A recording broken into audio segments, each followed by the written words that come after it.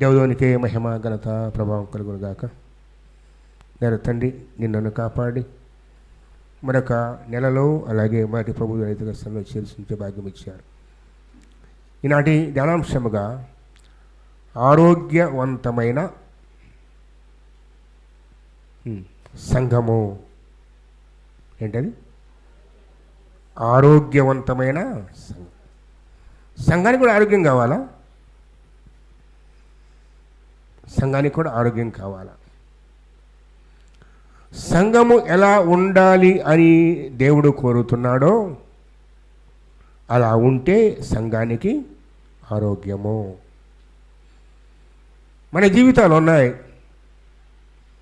అనేకమైన వ్యాధులు, బలహీనతలు, మానసిక వ్యాధులు కృంగరిస్తూ ఉంటాయి. వాటి ద్వారా ఏమైపోతాం? మనం బలహీనము అయిపోతాం. వాస్తవానికి ప్రభు మనల్ని ఎలా నియమించాడు? తన పోలికలో తన స్వరూపం నిర్మించాడు. మనం సంతోషంగా ఆరోగ్యం ఉండాలనే కోరిక. ఎప్పుడైతే మానవుడు దేవునికి దూరం అయ్యాడో, ఆజ్ఞ అతిక్రమించాడో, పాపం ప్రవేశించింది. పాపము ద్వారా మరణము, అనారోగ్యము.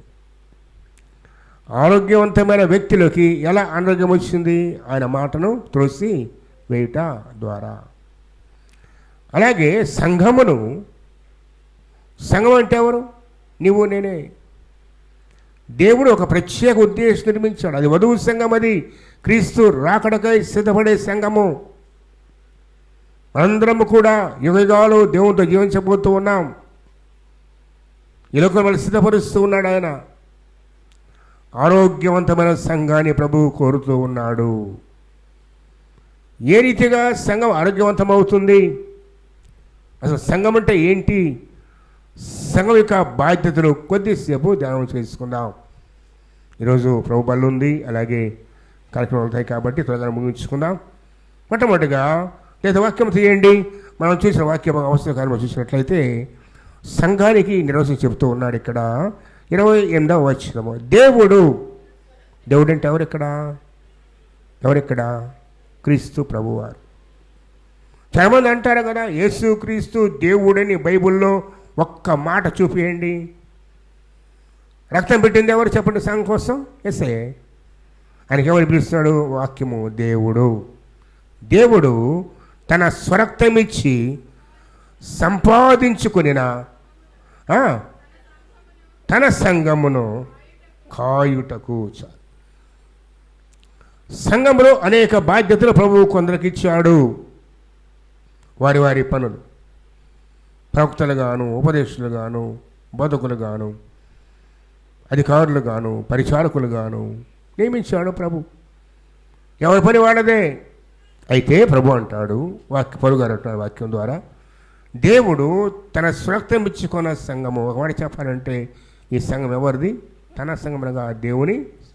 ప్రతి సంఘం కూడా, ఈ లోకం ఉండే ప్రతి సంఘము కూడా అది దేవుని సంఘము. ఎందుకంటే ఆయన తన స్వరక్తం ఇచ్చి కొన్నాడు. గలతీ పత్రిక పౌలు అంటాడు కదా, నేను కోసం ప్రాణం పెట్టానా, నేను కోసం సిలువ వేయబడ్డానా? మీరు నా వారు అంటున్నారు. నా వారు కాదు, మీరు క్రీస్తు వారు. ఆరోగ్యవంతమైన సంఘానికి మొట్టమొదటి ఉదాహరణ ఏంటంటే, మొట్టమొదటి లక్ష్యం ఏంటంటే, ఇదిగో నేను దేవుని సంఘములో ఒక అవయవం అనే భావన ఉండాలి. పలానా ఊరు కాదు, పలానా చర్చి పేరు కాదు. నేను దేవుని సంఘములో. అది ఎటువంటి సంఘం అంటే జీవము కలిగిన, నిర్జీవమైంది కాదది. జీవము కలిగిన దేవుని సంఘంలో నేను ఒక భాగము, ఒక అవయవాన్ని. నా పనల్లా నా ప్రభు చెప్పిన పని చేయటమే. అలాగే కొరింథీ పత్రిక చూడతో, కొరింథీ పత్రిక, మన కొరింథీ పత్రిక 3:11 చూడ ఒక్కసారి. మన కొరింథీ 3:11 వెళ్ళి ఇక వరుసగా ఒక అంశాన్ని ధ్యానం చేస్తాను కొద్దిగానే. వేయబడిన తప్ప మరొక పునాది వేయలేడు.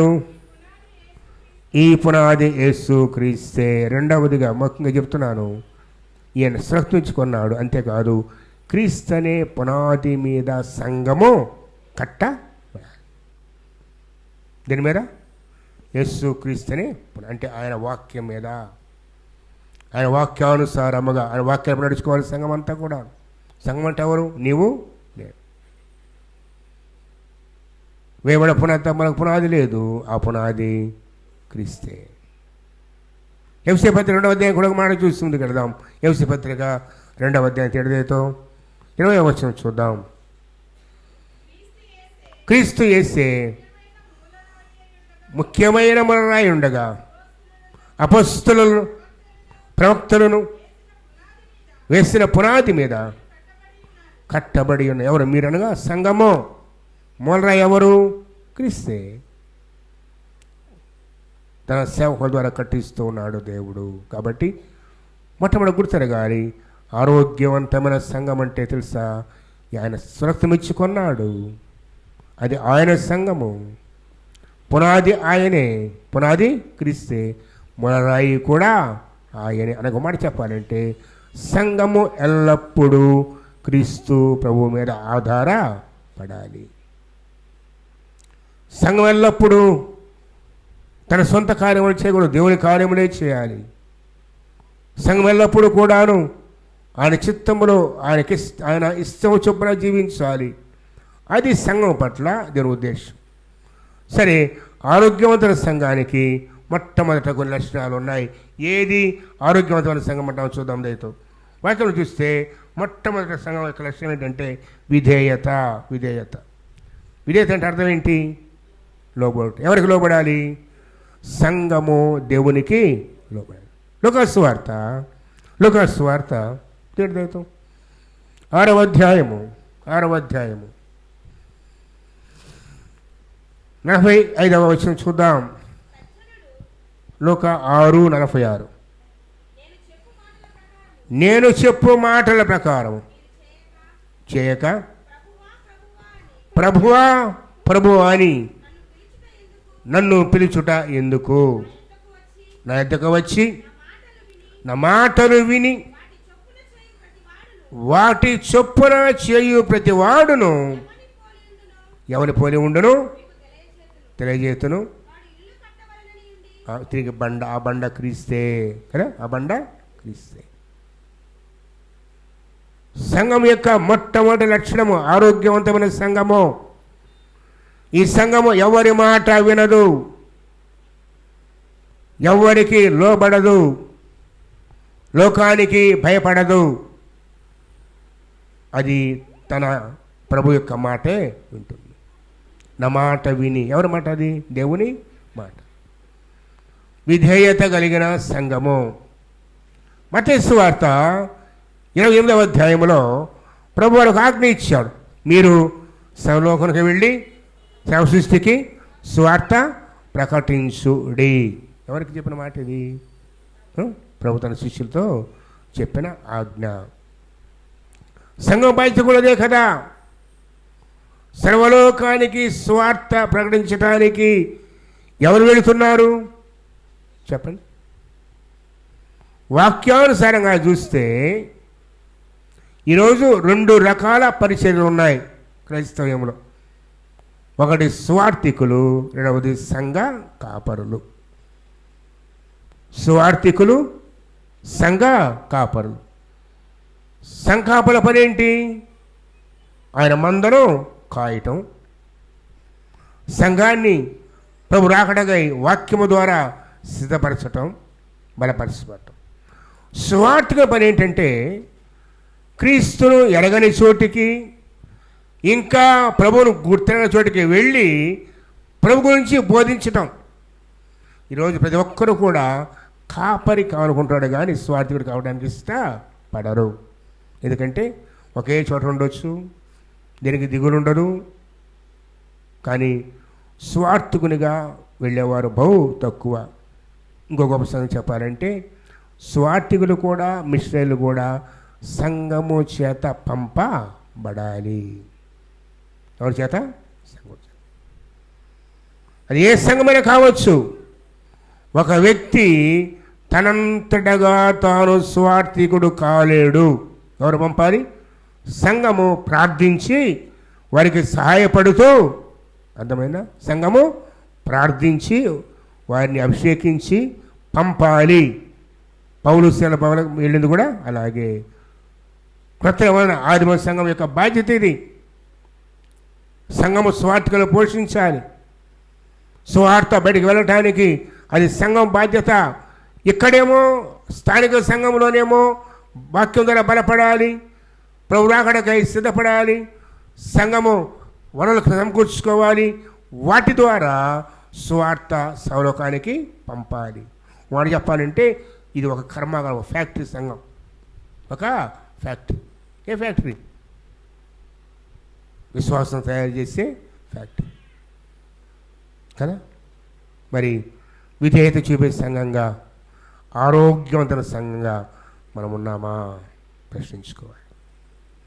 పంపాలి. ఇక్కడి స్వార్థ బయటికి వెళ్ళాలి, అనేక ప్రాంతాలకు వెళ్ళాలి. మళ్ళా చెప్తున్నా, ఏ స్వార్థకుడైనా సరే సంఘం ద్వారా మాత్రమే మిషనరీ అనేది సరే. సొంతగా వెళ్ళాడా అది ఫలింపదు. మీకు సంగతి తెలుసా? విలియం కేరీ గారు కానీ ఆయా ప్రాంతాల్లో విశ్వాస చెప్పిన వాళ్ళు ఎవరి ద్వారా వచ్చారు? సంఘాల ద్వారా వచ్చారు. వేరే దేశానికి వెళ్ళాలంటే ఆ సంఘం అనుమతి తీసుకొని, సంఘం ప్రార్థించి, ఒప్పందం చేసి, వాళ్ళు పోషిస్తూ విదేశాలకు పంపి ఇక్కడికి వచ్చి సువార్త ప్రకటించారు.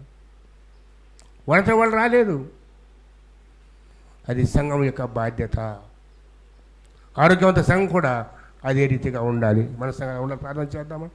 మన సంఘం ద్వారా కూడా అనేకులు బయటకు వెళ్ళాలి, అనేక స్వార్థకులు పోషింపబడాలి, స్వార్థ క్రొత్త ప్రాంతాలకు వెళ్ళాలి.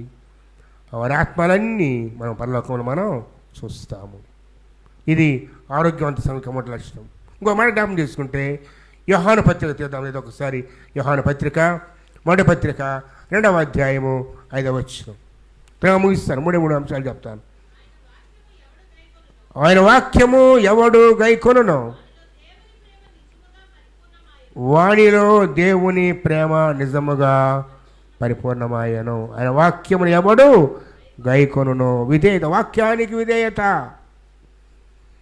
వింటున్నాము, చదువుతున్నాము, ధ్యానిస్తున్నాము, సరిపోదు. విధేయత, వాక్యానికి విధేయత. ఆరోగ్యవంతమైన సంఘంలో ప్రతి విశ్వాసి వాక్యానికి లోబడతాడు. ఆరోగ్యవంతమైన సంఘంలో ప్రతి విశ్వాసి కూడాను వాక్యం చేత సరిచేయబడతాడు.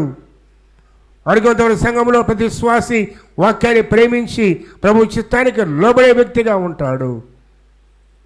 జ్ఞాపకం చేస్తున్నాం. మన జీవితం ఎలా ఉన్నాయి, మన సంఘం ఎలా ఉందో ప్రశ్నించుకుందాం. రెండవదిగా సంఘము తగ్గింపు కలిగిన సంఘముగా ఉండాలి. మొట్టమొదటి ఏంటి? విధేయత చూపే సంఘము. రెండవదిగా తగ్గింపబడే సంఘం. ఫిలిప్పీ పత్రిక 2వ అధ్యాయం 3-4 వచనాలు చూసినట్లయితే, కక్ష చేతనైనను వృధాతిశయము చేతనైనను ఏమీ చేయక వినయమైన మనస్సు గలవారు. ఎవరు రాస్తారు ఈ మాట? ఫిలిప్పీ సంఘానికి వినయమైన మనస్సు కావాలి. వినయమైన మనస్సు గలవారై ఒకరినొకడు తనకంటే యోగ్యుడిని ఎంచుచు మీలో ప్రతి వాడును సొంత కార్యములు మాత్రమే కాక ఇతర కార్యములు కూడా చూడవలెను.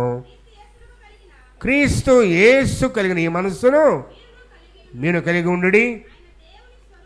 ఆయన దేవుని స్వరూపమును కలిగిన వాడై ఉండి దేవునితో సమానముగా ఉండుట విడిచిపెట్టకూడని భాగ్యం ఎంచుకొనక, కానీ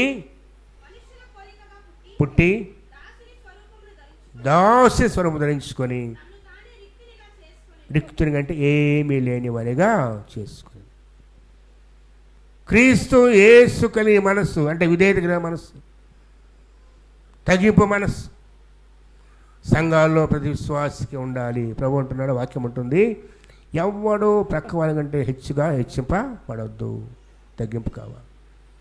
మన ఫస్ట్ వచ్చేదే కదా, మన జబ్బు అదే కదా. నేనేం తక్కువ వాళ్ళకన్నా కూడాను కదా, నేనేం తక్కువ. సంఘం అనేది కుదరదు. ఎందుకంటే మనమందరము దేవుని సంఘములో ఆయన శ్రేయములో అవయవాలమై ఉన్నాము. కన్ను, చెయ్యి, కాలు, నోరు, చెవులు ఇవన్నీ అవయవాలు కదా. ఇట్లా ఏది ఎక్కువ అంటే ఏం చెబుతారు చెప్పండి? ఏది ఎక్కువ అంటే మనం గొడవ పెట్టుకునే కూడా నేను ఎక్కువ అని ఏమైపోతాం? మనం కుంటి వాళ్ళం అయిపోతాం. సంఘంలో కూడా నేను గొప్ప అనుకున్నామంటే అది ఆరోగ్యవంతమైన సంఘము కానే కాదు. ప్రతి వాడు తన పొరుగువాడు గొప్పవాడిని ఎంచుకొని తగ్గించుకొని పరిచయంలో సహాయపడడానికి మాదిరి ప్రభు అయిన యేసుక్రీస్తు. ఆయన దేవుని కుమారుడై ఉండి తాను రిక్తునిగా చేసుకున్నాడు, మనుషునిగా పుట్టాడు. ఎంతగా తగ్గించుకున్నాడు అంటే మరణానికి కూడా సిద్ధపడ్డాడు. మంటి దేహం దాల్చాడు, మహిమ స్వరూపుడు. ప్రభు ఎంతగా తగ్గించుకుంటే మనం ఎలా ఉండాలి జ్ఞాపకం చేసుకోవాలి. కొంచెం తగ్గించుకుని ఎంత కష్టపడతాం మన జీవితాలు గర్వాన్ని తీసేసుకుంటాడు. ప్రభు అయితే దేవుని కుమారుడు కూడా రిక్తునిగా చేసుకున్నాడు. అందుకే సంఘంలో ప్రతి ఒక్కరు కూడాను తగ్గింపు విధేయతకి స్వభావం కావాలి, లోబడే స్వభావం, ఒకరు మరొకరు ఘనమైన వర్గించే ఆ మనస్సు, యేసయ్య కలిగిన ఈ మనస్సు మనం కలిగి జీవించాలి. అది ఆరోగ్యవంతమైన సంఘం యొక్క రెండవ లక్షణం, ఆరోగ్యవంతమైన సంఘం. మూడవగా చూస్తే ప్రేమతో ఉండాలి సంఘము. తేడదైతో యోహాను సువార్త 3వ అధ్యాయం 14 చూద్దాం. మొదటి యోహాను పత్రిక క్షమించండి, మొదటి యోహాను పత్రిక 3వ అధ్యాయం, మొదటి యోహాను పత్రిక 3వ అధ్యాయము 16 నుంచి 18 చూద్దాం. ఆయన మన నిమిత్తము తన ప్రాణము పెట్టెను కనుక దీని వలన ప్రేమ ఎట్టేది తెలుసుకొనిచున్నాము. మనము కూడా సహోదరుల నిమిత్తము మన ప్రాణమును పెట్టబద్దులమై ఉన్నాము. ఈ లోకపు జీవనోపాధి గలవాడయుండి తన సహోదరునికి లేమి కలుగుట చూచియు అతని ఎడల ఎంత మాత్రమును కనికరము చూపని వాని యందు దేవుని ప్రేమ ఎలాగూ నిలుచునో, చిన్నపిల్లారా మాటతోనూ నాలుకతో కాక క్రియతోనూ సత్యముతోనూ చాలు. సంఘం ఎలాంటి ప్రేమ ఉండాలి? మాటతో కాదు, నాలుకతో కాదు, క్రియ సత్యం. తన సహోదరుడు నీ పొరుగువాడు అవస్థ కలిగి ఉన్నప్పుడు నీవు జీవనోపాధి కలిగి ఉండి కూడా చేయలేని స్థితిలో ఉండి కూడా సహాయం చేయకపోతే ప్రభు అంటాడు నీలో దేవుని ప్రేమలాగా ఉన్నది కదా, దేవుని ప్రేమలాగా ఉన్నది. పాపాల్లో మనం అనుకుంటాం కదా, ఈ పలాజ్ఞలు కానీ వీటిని అనుకుంటాం కానీ దాదాపుగా వాక్యాన్ని ధ్యానం చేసుకుంటే చేయగలిగి ఉండి కూడా చేయకపోవటం పాపం అవుతుంది కదా. చేయగలిగి ఉండి కూడా ఇతరులకు సహాయం చేయలేకపోవటం పాపం అవుతుంది. అది ఆయన ప్రభు ఉపమానం చెప్పారు కదా, ఆ వ్యక్తి యెరూషలేము చెరువు దిగి వెళుతూ దొంగల చేతిలో చిక్కాడు. వారు అతను కొట్టి కొరప్రాణంతో విడిచిపెట్టి వెళ్ళారు. అతను ఒక యాజకుడు వచ్చాడు, అతను చూచి ప్రక్కగా పోయాడు. మరి కొంతసేపటికి ఒక లేవీయుడు, అతను కూడా ప్రక్కగా, కానీ ఒక సమరయుడు, ఎందుకు వాళ్ళిద్దరిని జ్ఞాపకం చేశారు? యాజకుడు, లేవీయుడు, వీరికి వాక్యం తెలుసు, దేవుని ప్రేమను ప్రకటించేవారు కదా, ధర్మశాస్త్రం అంతా తెలిసి ధర్మశాస్త్రం చొప్పున యాజకత్వాన్ని లేవీయులుగా మంచి పరిచయం చేసేవాళ్ళు.